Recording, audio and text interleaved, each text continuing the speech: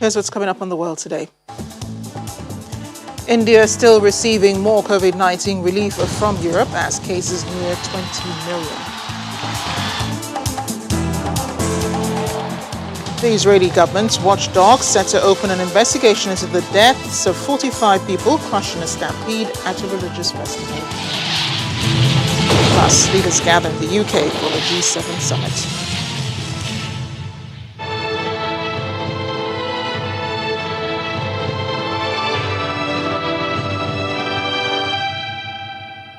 Welcome to the show. I'm Amarachi Ubani here in Lagos. India continues to battle a ferocious second wave of coronavirus, which has overwhelmed the country's fragile and underfunded healthcare system. The country's hospitals continue to be filled to capacity and oxygen supplies are still running short, and countries around the world continue to help to get the country through the crisis.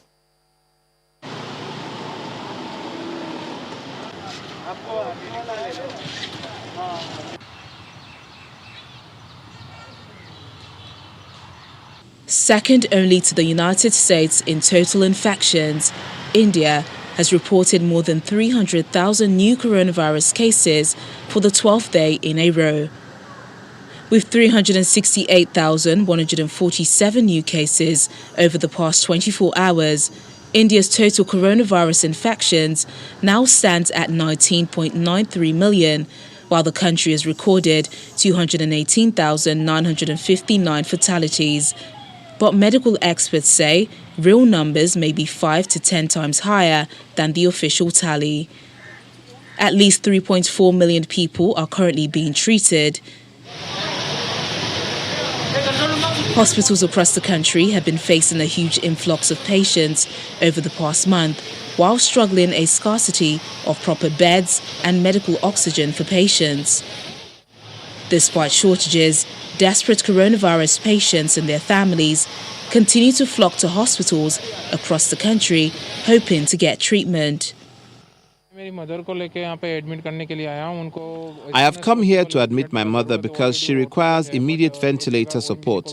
She was already on oxygen support at the ONGC COVID Care Center, but the doctors discharged her saying she requires immediate ventilator support. I have been standing here in the queue for over an hour. There is a long queue ahead of me. I am helpless. I don't know when my turn will come. Meanwhile, Karnataka State has ordered an audit into the deaths of 24 people at a hospital, including COVID-19 patients.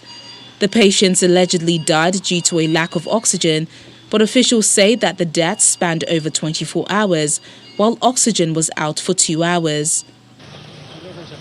Amid the shortages of medical supply, the Indian capital is also running out of crematoriums for COVID-19 victims. People have to wait for at least 5 to 7 hours before getting a chance to cremate the bodies. The bodies are not even being cremated properly because there are only 4 to 5 priests who are performing the rituals. Although, as you can see, the bodies are being cremated rapidly. There is still a long queue of ambulances carrying bodies of COVID-19 victims outside the crematorium.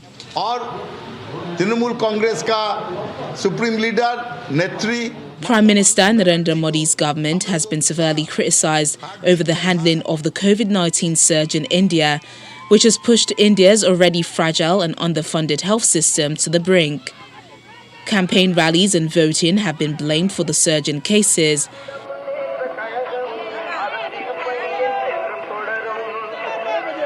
Mr. Modi and his Home Minister made dozens of speeches in West Bengal and have been accused of focusing on the polls rather than the pandemic. His party failed to win the key state in the polls. Now coming to aid in India, the country has so far received supplies from Germany, Italy and the UK today, as the number of cases nears 20 million. An aircraft carrying an oxygen production machine and 20 ventilators arrived from Italy at New Delhi's Gandhi International Airport. A fourth consignment of medical supplies containing 60 ventilators and other COVID-19 relief aid from the UK also arrived at the same airport today. Indian Air Force landed at Hindon Air Base in Ghaziabad city with 4 oxygen containers airlifted from Frankfurt, Germany. We are going to deliver an oxygen production machine that is a very, very important supply to an hospital here in Delhi, in Noida. It will be able to provide oxygen at the same time to 100 patients. That means 1,000 in the period. So it's a very, very important aid from Italy.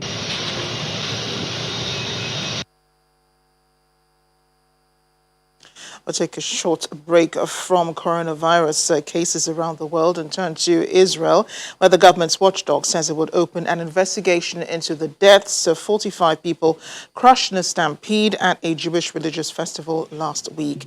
State Comptroller Netanyahu Engelman says his office, which audits the government, would look into the circumstances surrounding the event at Mount Meron in the Galilee region. Yesterday, the country observed a day of mourning for the victims. A video showing the moment dozens of people being crushed in a crowd at the festival has emerged online. Witnesses describe a stampede and a pyramid of bodies, including several children, in a slippery metal-floored passageway at the annual pilgrimage of ultra-Orthodox faithful to the tomb of a second-century Jewish mystic, Rabbi Shimon Bar Yochai, in northern Israel.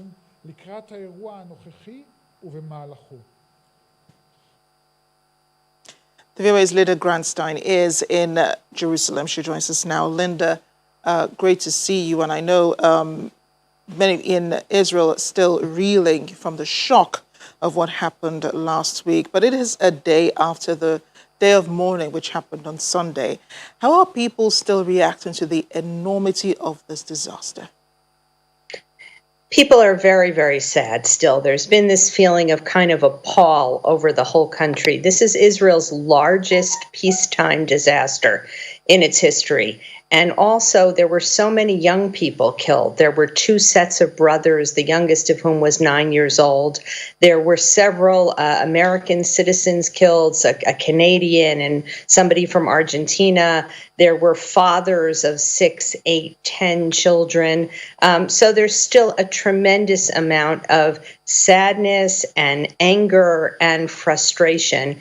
And just, it seems like such an unnecessary loss of life. And we understand that, half the number of people who died have been buried. What's happening to the remaining bodies which are yet to be buried? I think by now just about everybody has been buried. According to Jewish law, by the way, you're supposed to do a burial as soon as possible. In fact, there were even some of the funerals were held on Friday, just hours after the disaster. In some cases, they waited until relatives could come in from abroad for the funerals, or the bodies could be flown out. But as far as I understand, just about all of the victims have been buried. And it's just very sad, 2 sets of brothers. And what's kind of sad is that people have been warning about the possibilities of this kind of a disaster for many, many years. The site was just not organized. It wasn't really run properly. And so there's a lot of kind of calls to have the police or have the state in charge of the site instead of various ultra-Orthodox sects. The site, by the way, is the second most visited holy site in Israel after the Western Wall. And every year on this holiday called Lag BaOmer, there are warnings that this kind of thing could happen. So, it really wasn't a surprise because the site is not set up and the overcrowding was just terrible. And apparently, you see right now the video, that passageway, it's not clear if it had a permit at all to be built. And Prime Minister Benjamin Netanyahu, whom we see there over the weekend, promised to probe into the disaster which happened amidst a pandemic and amidst his own political crisis. How is this then reflecting on his leadership of the country? Well, I think it's kind of one more nail in his coffin. I mean, he basically has until tomorrow to put together a government. And if he can't do that, it seems that he can't, then the mandate to put together a government will either pass to the opposition parties, who may also not be able to put together a government, or to the Knesset. I think that he's not necessarily being blamed directly for this. In other words, this site was set up a long time ago, but I think there is this sense that it's just one more thing that perhaps his leadership hasn't handled. It'll be interesting to see what kind of a probe there is. If it's the probe that was just announced by the controller, that one doesn't necessarily have any ability to, punish people or form, conclusions. However, if there's a full state inquiry, which is what a lot of people are calling for, then that could be bad for Netanyahu. I'm just wondering if there's any parts, at any point that people do feel some responsibility for what has happened. I mean, Israel has successfully carried out its vaccination campaigns. Almost the whole population has been vaccinated. So a lot of people were eager to get out, to get back to life as normal as they saw it. But do they think, that they're somehow responsible for what happened? The fact that there were thousands of people gathered in one place. In fact, this year there were about 100,000 people at the site, and in past years there have been up to double that. So yes, people were eager to get out.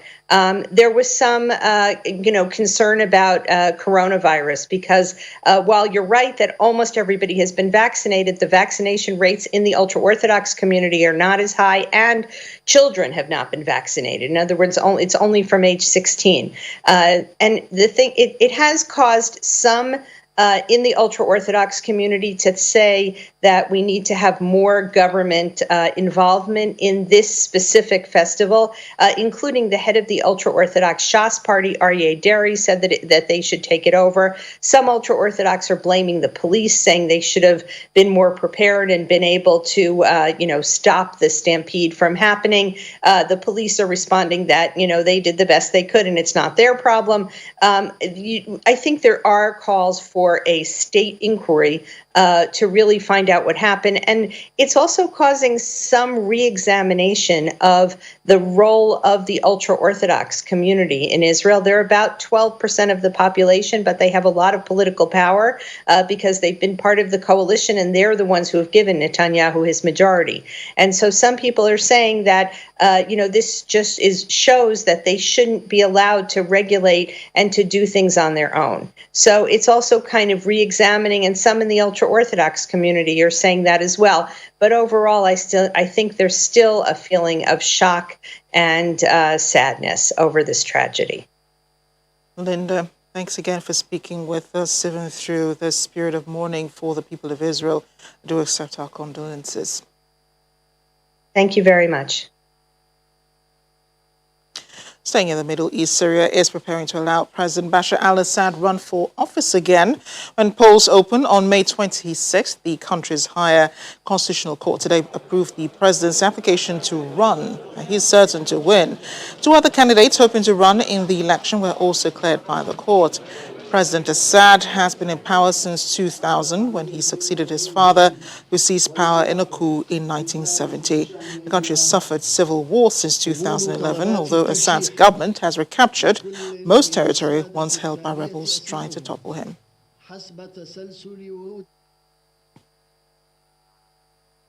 We have more stories coming up on The World Today after the break, including this one. Still looking for some inspiration during the lockdown? Look to this giant piece of artwork in London's Piccadilly Circus. Welcome back to The World Today.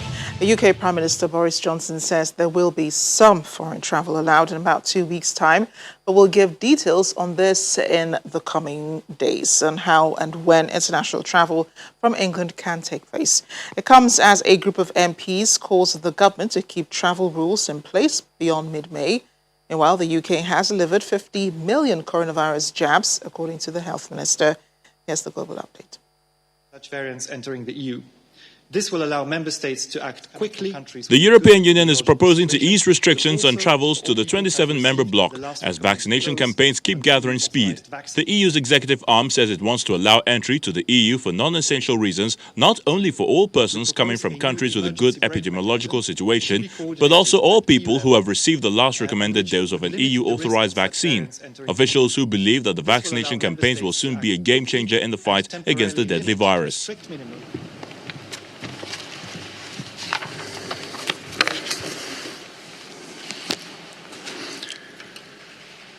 Meanwhile, travelers coming to Germany from abroad who are fully vaccinated against COVID-19 should be exempt from quarantine on entering Germany. After the government cabinet discussed plans to lift restrictions for people who have had their shots, German Health Minister Jens Spahn said today that fully vaccinated people will no longer need proof of a negative corona test to enter the country. Exceptions to the loosening of the regulations will apply to people coming into Germany from high-risk areas where virus mutations are still high.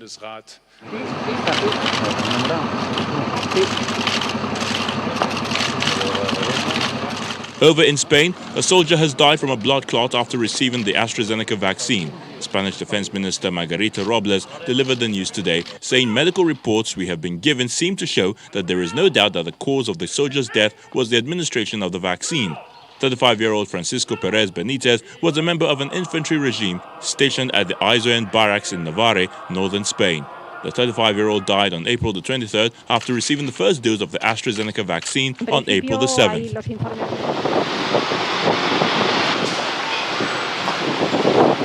Japan has reported nearly 6,000 new coronavirus cases, bringing the cumulative total to 604,885. The country added 5,900 new daily cases and 61 deaths as of 8:30 p.m. local time on Sunday, with the death toll reaching 10,387. Finally, Parisians appeared satisfied with the easing of travel restrictions in France today, which puts an end to a rule limiting people to a 10-kilometer radius from their homes and requiring permission slips for those traveling farther. Many said they were especially looking forward to the relaxing of the 7 p.m. nightly curfew and the resumption of outside service for cafes, bars and restaurants that is set to take place on May the 19th.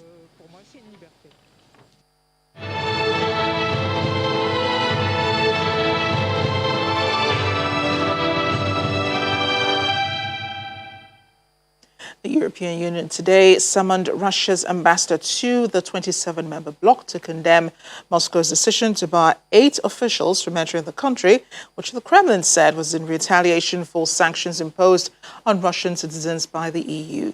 The protest is the latest in rising diplomatic tensions since the start of 2021, when Moscow expelled European diplomats during an official visit by the EU's High Representative.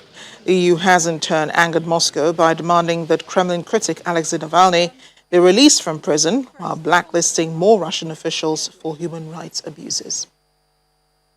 So, of course, when you are asking about explanations, we got the formal notification, but there is no legal explanation whatsoever of such an action, because as until now the Russian decisions in this regard, all these counter sanctions, are obviously very politically motivated and lack any legal justification. They are groundless.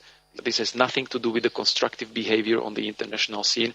This is clearly a path of confrontation that leads only to further deterioration of the relations between the EU and Russia.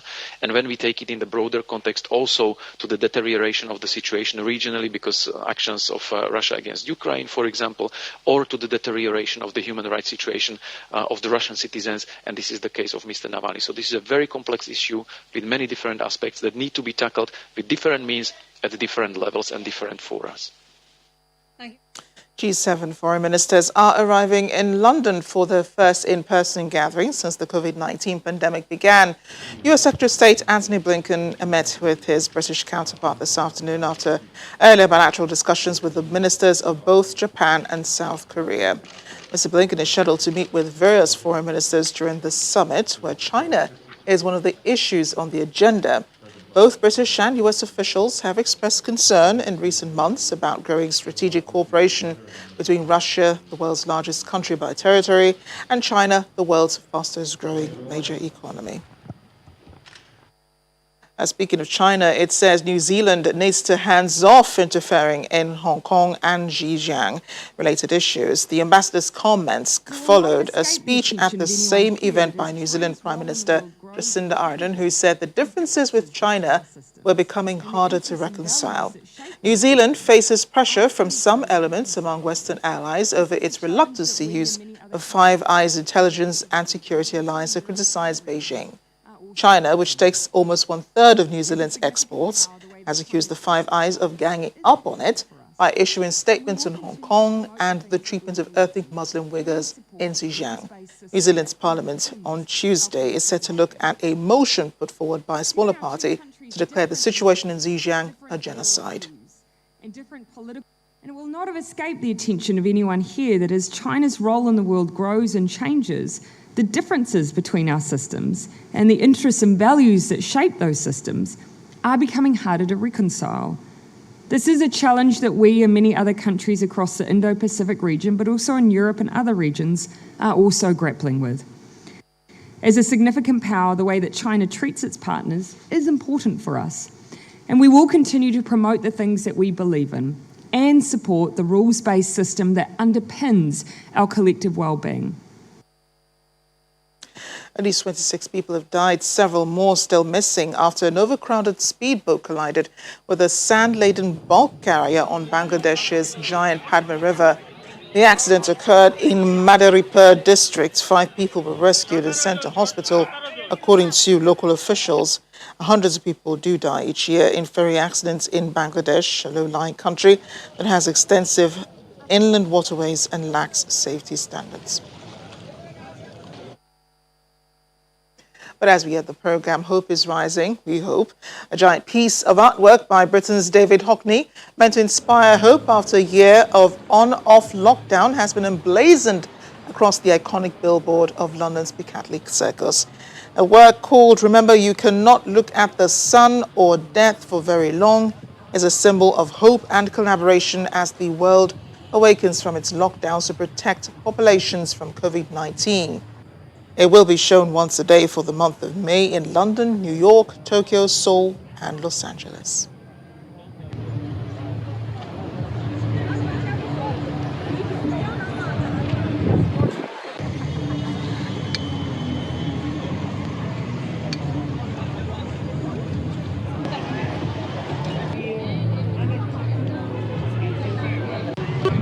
I don't really know if it inspired a lot, to be honest, but it's just a bit of light, really. And I think at the moment it's just that sunshine thing just feels good with lockdown hopefully easing up. It was great. I really loved it. It really had a very strong message and really strong visual as well. Hope is something we could all use at the moment. Thanks for watching. I'm Amarachi Ubani.